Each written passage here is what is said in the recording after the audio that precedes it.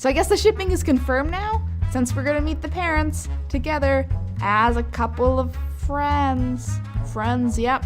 Is that what we're going for? I'm sorry, your Star Trek fanfiction probably won't come true now. You'll have to live with that. I know that's not the real plot of the episode, but I mean, it's not like I'm wrong.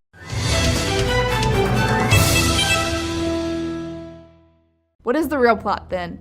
Guess we're summoned via the map of butts to go do things, specifically to go see their parents. Now I personally think this is funny. Of all places to go, we have to deal with awkward parents. Who doesn't have those? Why isn't the map just going crazy with the overload of awkward parents? Also, please welcome my mom. Hi, I'm KP's mom. My actual mom, not the Eiley one. It's alternate canons, continuities, whatever. You know what I mean. KP had asked me to watch the parent map and give her a few ideas about what I thought. We start off with that one mailman who isn't derpy, who just seems like he really hates his job. He looks like he really hates it. Ugh, ponies. Ugh.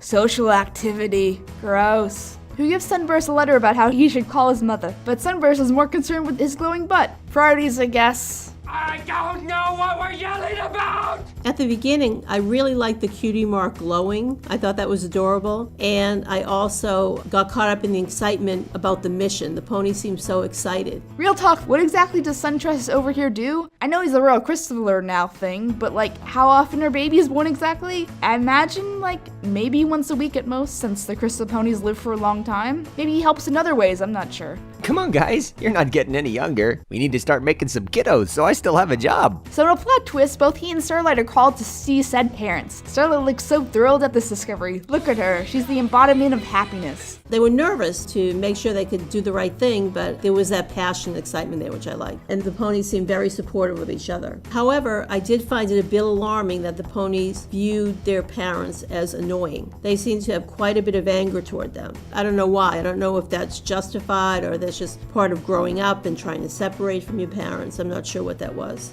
One of my favorite characters is Spike. I think he's cute and I like his bubbly personality. Cut to change everywhere. Well, more like the town is being turned into a mini mall. I think the preservation efforts were over the top and this seemed uncomfortable and stressful for the ponies. I also liked the perfume that they were giving out and I liked the fruit stand too. Essence of what? The blood of our enemies. So that makes sense. You know what also makes sense? Preserving books. Sorry, our bookstore has been declared a site of historical significance by the Sire's Hollow Preservation Society. You'll have to experience the books from here. That's why windows are see-through. Oh hey, Pleakley. I'll explain it to you, Sugar Plum. You're under arrest. Freedom is rights. It's not really Pleakley. I IMDb'd it. It's not. It really could have fooled me, and I'm usually good about being able to pick up who does what with their voices, but you know, I was fooled. These damn Canadians! He also seems to really like Starlight and also think that she's a baby, but you know, whatever. I noticed something that I see in my own husband, KP's dad, that when there's a problem, he wants to organize and make plans and have everything engraved kind of in stone moving forward because it helps with his stress. So the false alarm is what's really happening with this town, but it's a trap. Plan A goes so well. Beware the smell of your doom. Tough food makes strong like yak. Also, loose teeth. Who is best pony? Who is best pony? Who is best pony? Who is best pony? Who is best? Okay, it's annoying. I get it. So all that ends up being a false alarm. And would you look at that, a freckled pasta hair. It might be time to go. We have to escape Starlight's emo days. Oh, we're teaming up? Oh, okay then. That goes, well, good acting there. So this was a little bit of a time eater, I guess, as the parents are kind of clueless. Like the movie. This leads to some confrontation and multiple explosions. But it also turns out the parents have their own reasons for, you know, acting this way. And they talk about it and it's all good feels, yo. How I cope with people in general or my own adult children when they're feeling upset or stressed out, I like to give them a big hug and just kind of cuddle with them a little bit and really listen to what they have to say. I think many times people don't want you to fix anything, they just want you to listen to them. So I think that's really important, and that's what I tend to do. I would have felt more comfortable if I saw the parents in this, just be a little more nurturing, I would say, to their ponies. I decided to review this episode as a standalone because I got sick a little while ago. I don't know if you guys remember that or not, but my parents didn't really know how to react, and I empathize with how Starlight and Sunburst parents acted, because trying to fix things that can't be fixed with simple plans or guidance isn't really practical in some cases. These ending lines show just that, how some other actions of controlling nature are about protection and not just control itself. This is an episode that you can relate to maybe if you're a modern adult, I'm assuming here, and I think that's why the Brony crowd is so taken by it, because it deals with an issue that the average 20-year-old might face, the bittersweet relationship with their parents, keeping in mind factors of maybe hesitant parents not accepting their son's new hobby, and a land of technicolored ponies. Don't you think you're a little too old to be into this My Little Pony stuff? Don't tell me how to live my life, Mom! Yeah, I don't really have this problem due to the history of my interests. I like Kim Possible, even though I am a horse. Yes, that. And being a girl, society makes it easier for me to kind of like this stuff. So I imagine more about connecting with your family in a more positive way might be helpful. Sometimes what might come off as people being caught up in their own ways might actually be them acting out of love or concern. One of the things that stood out for me during the parent map is that the parents of the younger ponies really seemed like they thought it was their responsibility to solve their adult children's problems. And that's not the way of the world. That's not how it works.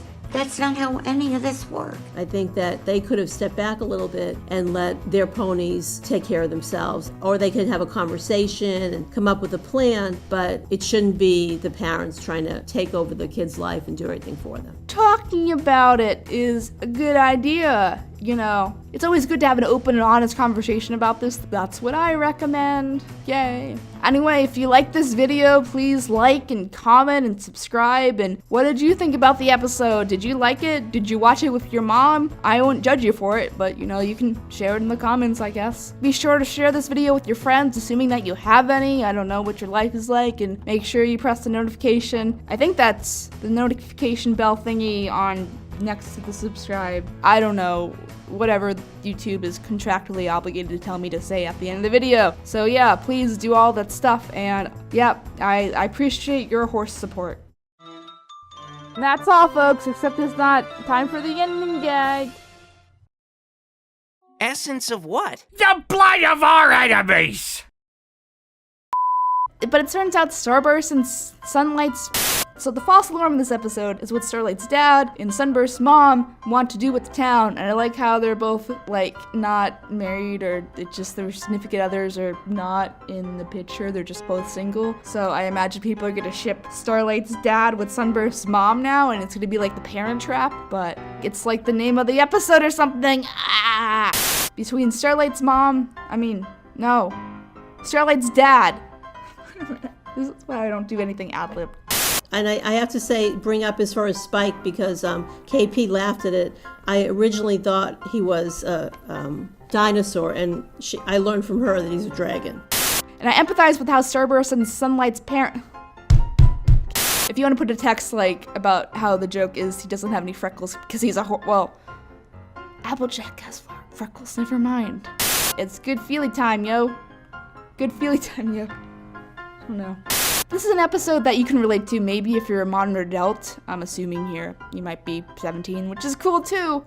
Yay, Justin Bieber's the best. He's still relevant, right?